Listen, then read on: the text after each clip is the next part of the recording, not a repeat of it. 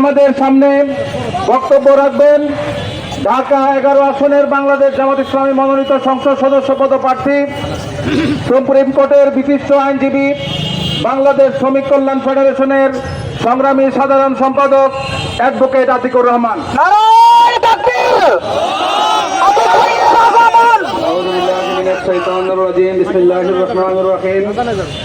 আগামীকাল 19 জুলাই ঢাকা সোহরাওয়ার্দী উদ্যানে বাংলাদেশ জামাত ইসলামের 7 দফা দাবিতে জাতীয় সমাবেশে উপলক্ষে আজকের এই 75 সমাবেশে সম্মানিত নেতৃবৃন্দ, সম্মানিত উপস্থিতি, সম্মানিত বাটারাবাসী, আসসালামু আলাইকুম রহমতুল্লাহি ওয়া বারাকাতুহু। নেতৃবৃন্দ আপনাদের সামনে কথা বলেছেন। আমরা বাংলাদেশ জামাত ইসলামে আগামীকালে যে জাতীয় সমাবেশ সোহরাওয়ার্দী উদ্যানে হবে, আমরা আশা করি বাংলাদেশের রাজনৈতিক ময়দানের একটা স্মরণীয় সমাবেশ ঘটবে আগামীকাল ইনশাআল্লাহ। এই ঢাকা জনসমুদ্রে পরিণত হবে। জামাত ইসলামের যে 7 দফা দাবি দিয়েছে, এই দাবি জামাতের কোন দলীয় স্বার্থের দাবি নয়। এই দাবি হচ্ছে আগামীর বাংলাদেশের ভবিষ্যৎ গড়ার দাবি।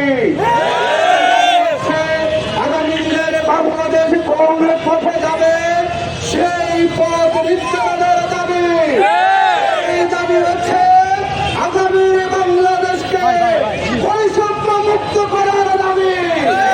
এই দাবি হচ্ছে বাংলাদেশের গণতন্ত্রকে মজবুত ভিত্তির উপরে দাঁড় করানোর দাবি। এই দাবি হচ্ছে বাংলাদেশের মানুষের ভোটের সত্যিকার অধিকার প্রতিষ্ঠার দাবি। এই দাবি হচ্ছে যাতে আগামী দিনে আওয়ামী লীগের মতো কোন প্রতিবাদী সরকার উত্থান না করে সে উত্থানকে বন্ধ করার গতি। ইনশাআল্লাহ ইতিমধ্যে সারা দেশে জামাতের এই সমাবেশের পক্ষে কোন জোয়ার তৈরি হয়েছে। বাংলাদেশের প্রত্যেক জেলা থেকে সাধারণ মানুষ বাসে করে, লঞ্চে করে তারা রওনা হয়েছে। আগামীকাল ঢাকা মহাসমুদ্রে পরিণত হবে।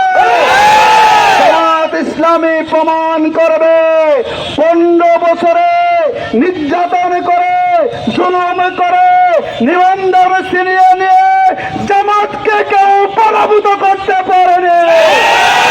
জামাত এই জমিনে ছিল, জামাত এই জমিনে আছে, জামাত এই জমিনে থাকবে ইনশাআল্লাহ।